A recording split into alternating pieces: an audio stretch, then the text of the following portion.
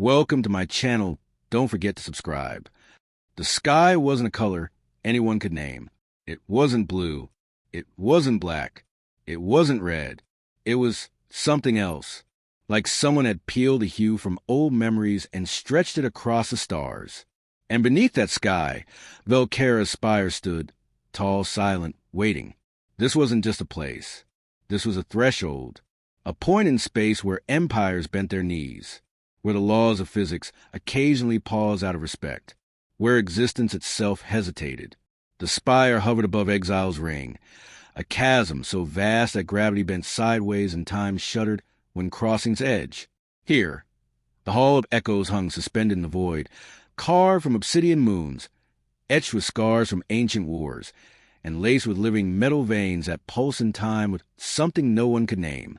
They were all gathering, all of them, beings made of gas, light, bone, shadow, and things in between, 1,000 species, 1,000 civilizations, all converging in reverent, anxious silence, not for war, not for peace, not even for trade, but for something far rarer, a return, 12 years. That's how long it had been since the last human vessel vanished into the maelstrom expanse, the place known across the stars by one simple name, the Dead Zone. No one came back from it, not even light. It wasn't a black hole. It wasn't a wormhole. It was something worse, a place where the rules broke and never healed. Humanity had sent a single scout. One man, one ship, one mission, scan, survive, return. And so he vanished. 12 years. No signal, no data, no body. And then the rift gate flinched. Within the Hall of Echoes, the air grew heavy, not with gravity, but with expectation. Even the most emotionless beings, crystalline philosophers, gaseous thought clusters, AI-linked hive minds, shifted uncomfortably. Something was happening. Something that wasn't supposed to happen. The gatekeeper drone, a being of ancient code and quantum logic, spoke for the first time in a decade. Its voice rang out like cold bells underwater. Human biosignature detected. Subject ID, Orion Unit 7. Status, presumed deceased. Augmentation, unknown. Unknown.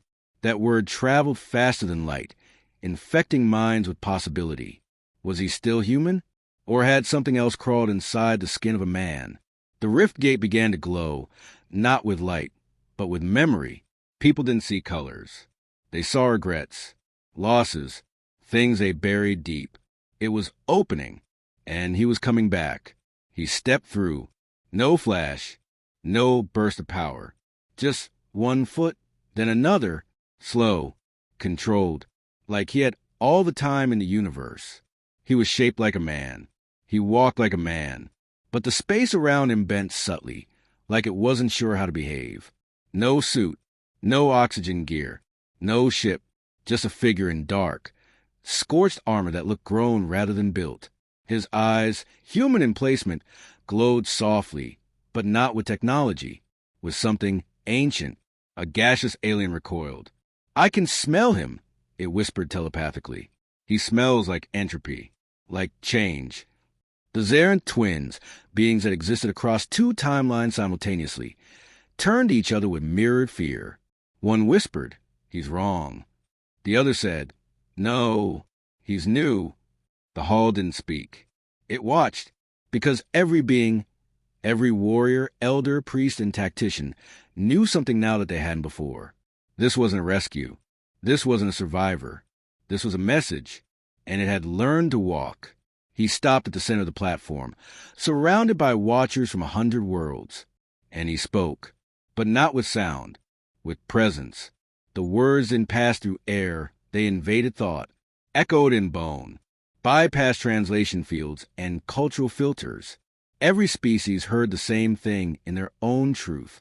"You called me back," he said, "but I didn't come alone." Silence. And then the hall began to hum, not with machines, but with awareness, as if the structure itself understood what had arrived. Somewhere deep beneath the spire, forgotten containment fields flickered. Old alarms, disabled for centuries, whimpered awake. The gatekeeper drone, still monitoring, made one final statement. Entity contains multiple consciousness threads. Source, indeterminate. Warning, identity exceeds baseline human parameters.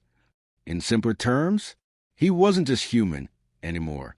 And above it all, that sky, the one made of memory, began to shift, not because of weather, not because of magic, but because something on the other side of the rift gate was still watching, waiting.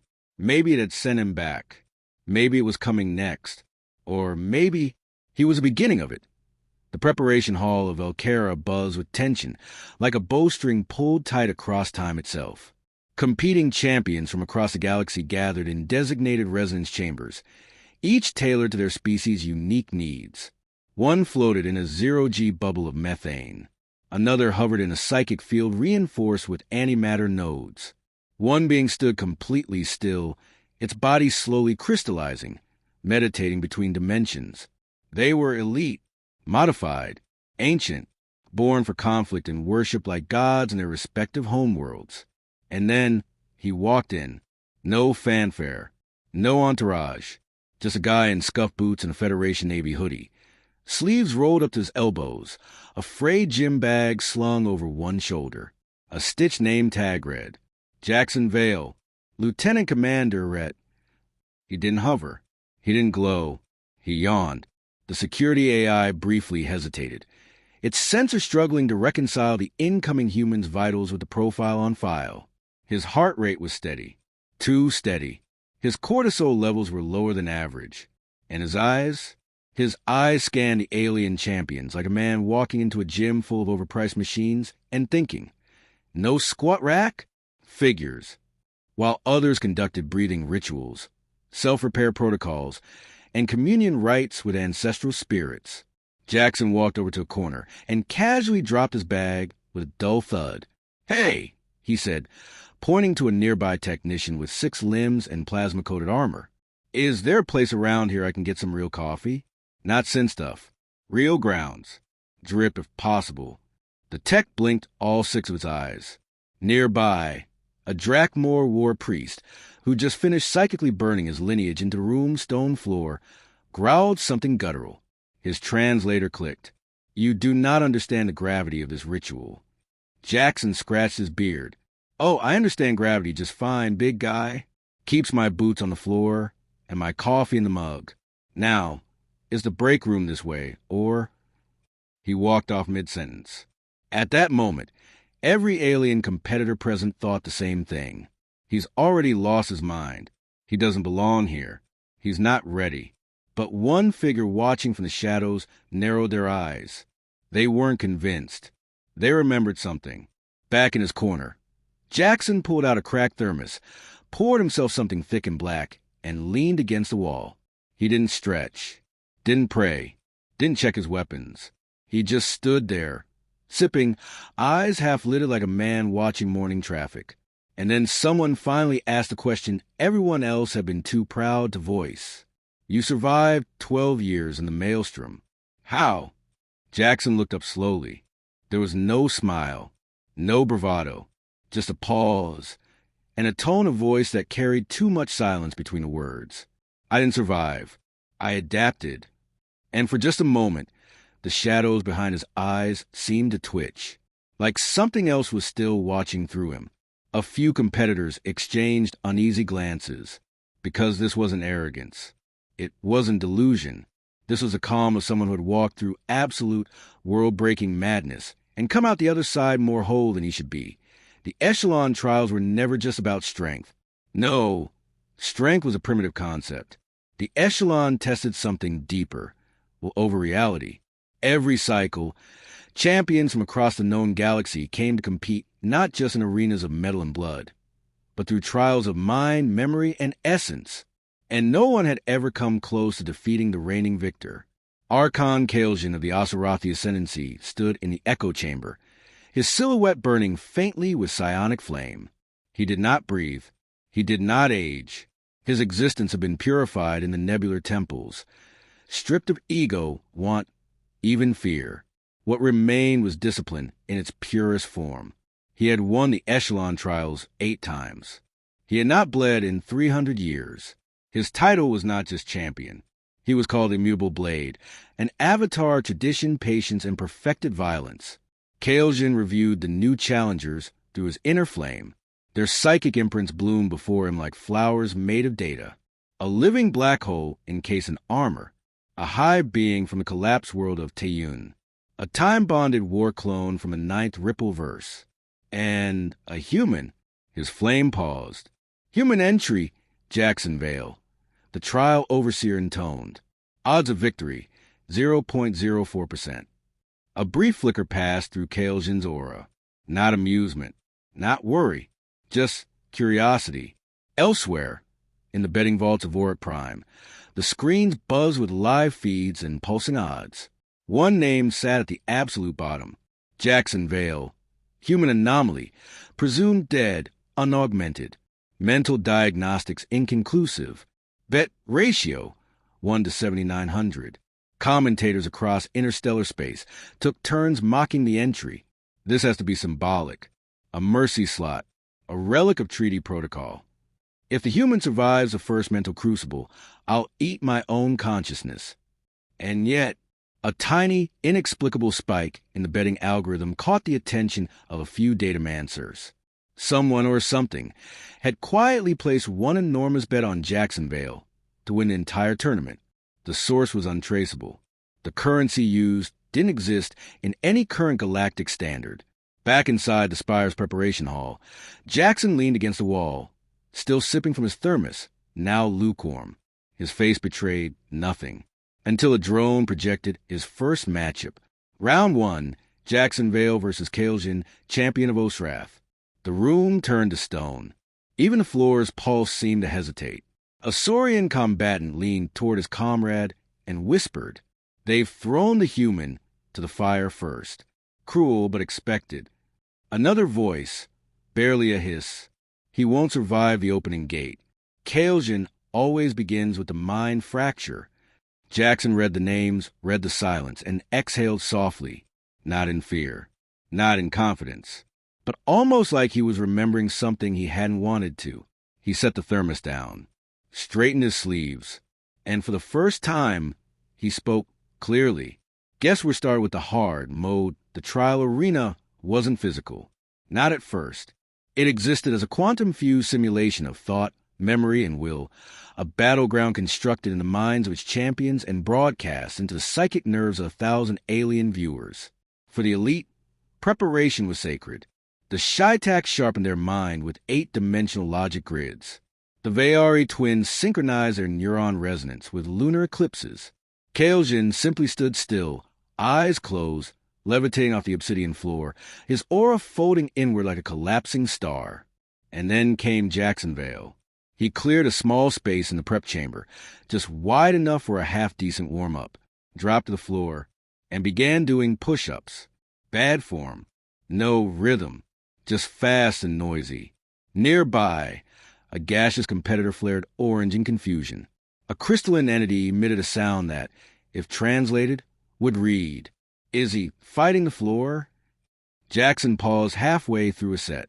"Nah, just reminding gravity who's in charge." He flipped onto his back and started bicycle crunches. One of the monitors began glitching. The machine's predictive combat algorithm couldn't process what it was seeing. Pattern unrecognized. No meditative alignment. No biomechanical prep. No psychic layering. The AI overseeing the round buzzed in binary panic. Jackson stood, shook out his arms, then casually pulled a small, wrinkled paper wrapper from his jacket pocket, a chewy bar, decades old. He tore it open, took a bite, and mumbled to the stale taste. "This thing's older than my pension." A floating overseer drone zipped toward him, blinking red. Outside food is forbidden in trial sectors. Jackson shrugged. "So it's going missing in space for 12 years, but here we are." He stretched his arms lazily and looked around. The tension in the room was thick. Every alien face radiated cold precision, like sharpened glass. Every motion honed, deliberate, terrifying. Jackson scratched his neck and yawned. "Honestly, y'all look like a tax seminar had a panic attack." A nearby champion, an ancient energy being who communicated via temperature shifts, dropped by 4 Kelvin, the equivalent of a gasp. And yet, behind the jokes, the gum, the cheap hoodie, and the snack wrappers, something else stirred in Jacksonville. A resonance. Low, subtle, wrong.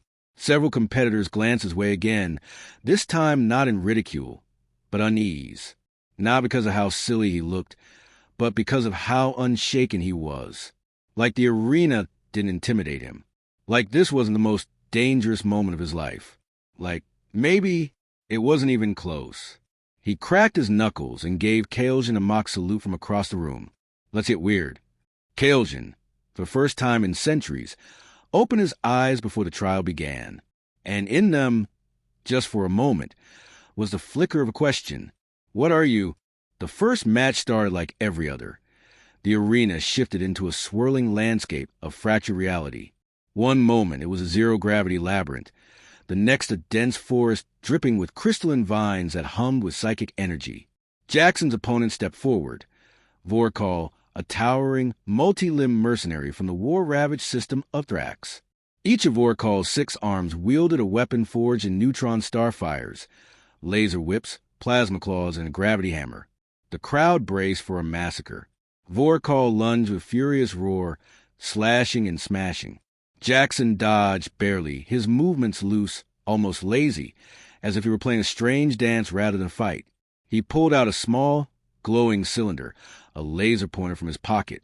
Vorkal's many eyes fixated on the tiny red, darting over his limbs. Jackson grinned. Catch this. He flicked the pointer around the arena walls. Vorkal faltered, trying to track the unpredictable beam. With sudden burst, Jackson dove forward, grabbing one of the plasma claws and snapping it like a twig. Spectators gasped. Next up was Eller of the Void, a psychic assassin whose mere gaze could fracture memories and twist realities. When the match began, Eller's eyes glowed a soft violet, and Jackson felt the air thicken. Illusions blossomed all around him, doubling, tripling, and shifting his surroundings. While the crowd watched breathless, Jackson closed his eyes and began humming an old, out-of-time tune. 99 bottles of beer on the wall. The psychic waves distorted, confused by the familiar, mundane melody invading the psychic assault. Eller's translator buzzed in desperation. What is this technique? Jackson cracked his neck, opened his eyes, and smiled. I call it, keep it simple, stupid. He stepped through a warped image of himself, striking true and sending Eller sprawling. Each victory became more unbelievable. Against Glint, the crystalline warrior whose body shattered and reformed to avoid damage, Jackson pulled a prank worthy of any human high schooler.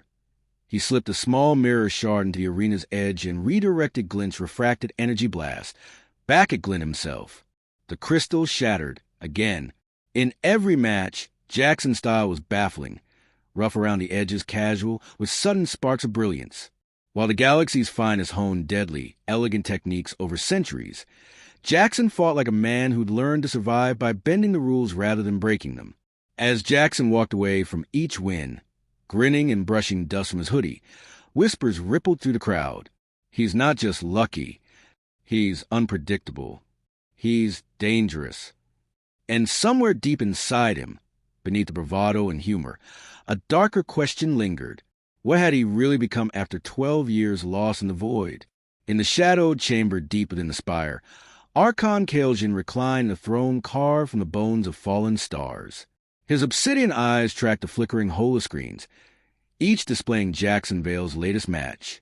The air was heavy with the scent of ionized crystal and burnt ozone. Kael'jin's many-layered ceremonial robes, woven from the silken threads of dead galaxies, shifted silently as the scales rippled, a subtle dance of frustration and disbelief. This human, Kael'jin muttered, voice low and gravelly, almost lost beneath the chamber's hum. He's not breaking the rules. His fingers drummed against the armrest, rhythm slow and measured, echoing centuries of tradition. No, he whispered, voice barely audible. He's breaking the game. The Archon's mind raced through the strategies and customs etched into his being by millennia of training. Precision in every strike. Control in every breath. Ritual in every movement. Jackson's combat defied these principles. There was no ceremony, no refinement, Only raw instinct, unpredictability, and humor. A brief flash of irritation crossed Kael'jan's face as he recalled the laser-pointed distraction, the humming during the psychic assault, the careless grin after snapping a plasma claw like a twig. "He mocks our traditions," the Archon said softly, the words cutting deeper than any blade. But beneath that irritation grew something more dangerous, a grudging respect. Jackson's success wasn't luck. It was chaos, yes, but chaos tempered by survival forged in the maelstrom's endless void. Kael'jan leaned forward, eyes narrowing. "To defeat him, I must not fight his chaos with more chaos," he concluded. "I must become the calm at the center of the storm." The chamber dimmed as Kael'jan rose, moving toward the portal that led to the arena. Behind his composed mask, a question burned. What is this human now? And more importantly, can the immutable blade bend, or will he break? Across the glittering expanse of the galactic arenas, monitors flickered with a single unthinkable name: Jackson Vale. In betting halls from the neon-lit spires of Cygnus Prime to the crystal towers of Veridax, algorithms crashed and sputtered. Screens blared red warnings. Error does not compute. Unpredictable variable detected. Statistical models obsolete. Bookmakers screamed in frustration. Experts furrowed their brows, rubbing temples in disbelief. Among the crowd, whispers roared louder than the tribute's cheers. A human? With no enhancements, no ritual, no legacy? How did he get this far? He's not just breaking the rules. He's rewriting the entire tournament. If he wins, what does that mean for the immutable blade? For tradition? Backstage, the competitors' faces betrayed a new emotion: unease. The sleek, multi-eyed warriors from Xander shifted nervously. The psychic Veari twins exchanged wary glances. Even the hardened mercenaries of Kralik whispered quietly. Jackson's unpredictable style wasn't just baffling, it was contagious. Officials scrambled to enforce stricter protocols, demanding recalibrations and adjustments to the trial arenas, hoping to level the playing field. But every attempt backfired. Jackson adapted faster than any system could track. His tactics, from laser pointers to offhand jokes, from humming old Earth songs to outright defiance, became a symbol that the old ways might no longer hold. On the eve of the finals, the Grand Coliseum was packed beyond capacity. Hollow views spanned star systems. Everyone wanted to witness the impossible. A human standing toe-to-toe with Archon Kael'jan, the immutable blade. In the dim glow of his preparation chamber, Jackson stared into a cracked mirror.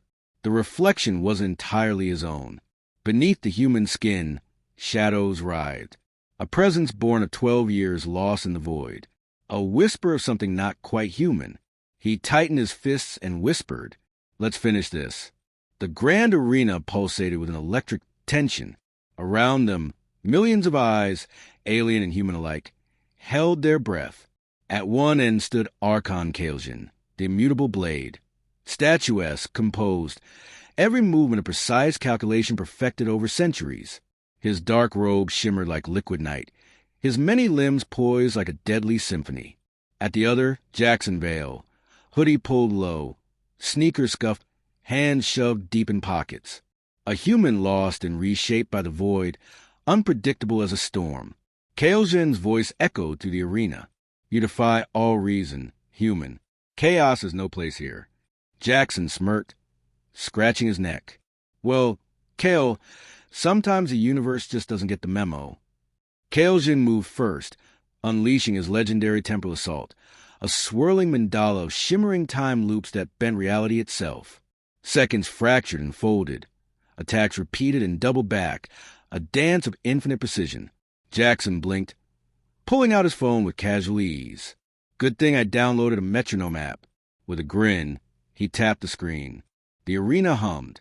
The steady beat cut through the temporal distortion, disrupting Kael'jan's loops.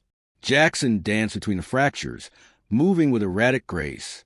His every step seemed random, yet always just out of reach of the Archon strikes. Kael'jan's eyes narrowed. "You use tricks, but I wield tradition." Jackson pulled out a brightly colored rubber chicken from his hoodie pocket and squeezed it. "Well, Chaos loves a good joke. The arena erupted in shocked laughter from the crowd. Even some of the coldest alien competitors couldn't help but chuckle. Kael'jin snarled, shifting tactics. He summoned a blade of pure energy, a black star saber, its edge glowing cold as the void. They clashed, sparks flying, Kael'jin's precise strikes meeting Jackson's wild improvisations. Jackson ducked, rolled, and countered with an unexpected move, a sudden burst of energy from a device strapped to his wrist, a pulse that distorted space around him for a split second. Kael'jin staggered, surprised. For a moment, time slowed. Jackson looked Kael'jin in the eye, voice low but steady.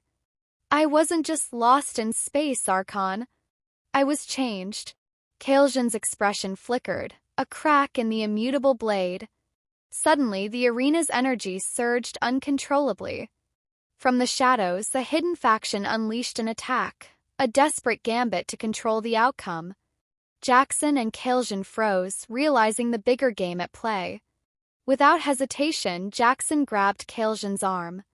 "Looks like we've got bigger problems." Kael'jin's grip tightened, but he nodded. Together, the unlikeliest of allies faced the unseen threat. In that moment, tradition and chaos didn't clash. They collided to forge something new. Crowd erupted, not just for the fight, but for the beginning of a story no one saw coming. The grand arena fell silent, a silence heavy with disbelief and awe. Jackson Vale stood at the center, chest heaving, eyes shining with exhaustion and something deeper, a quiet certainty. The immutable blade, Archon Kael'jin, knelt before him, the centuries-old warrior's expression unreadable beneath the shifting patterns of his scales. Finally, Kael'jin spoke, voice calm but filled with a newfound respect. "You have done what no one thought possible, not by breaking the rules, but by breaking the expectations of those rules." Jackson gave a tired smile, rubbing the back of his neck. "I wasn't just fighting to win. I was fighting to show that survival isn't about perfection, it's about adaptation." Across the galaxy, the effects were immediate and profound. Traditionalists bristled, but whispers of change spread like wildfire. New warriors began to train in unpredictability, blending chaos with discipline. The echelon trials were no longer just a test of inherited skill, they had become a crucible of evolution. In a quiet corner of the arena, Jackson found a moment to reflect. He pulled out an old photo, worn and faded, a reminder of the Earth he once knew, the man he once was. 12 years lost in the void had changed him in ways impossible to explain. But perhaps, he thought, that was the point. As he looked up at the stars beyond the arena's dome, Jackson whispered softly, "We're all a little less human after we face the unknown. And that's where true strength begins." Crowd erupted into cheers, a new chapter written in the history of the stars. Jackson Vale, the human who came back changed, had not only won the trials but had rewritten what it meant to be a warrior. Jackson Vale stood beneath the shimmering dome of the arena, the cheers still echoing behind him. He pulled out a small, battered communicator. Its screen flickered with a message he typed quickly. "Mission accomplished. Send the rest." Across countless star systems, that simple phrase rippled like a shockwave. Combat schools began to rethink everything. Factions whispered of the human wildcard who bent reality with laughter and instinct. And deep in the shadows, new players stirred, watching, waiting. Jackson glanced up at the stars, a sly grin touching his lips. "The void didn't just change me, it's about to change everything." And with a slow fade out, leaving the galaxy wide open for the next chapter.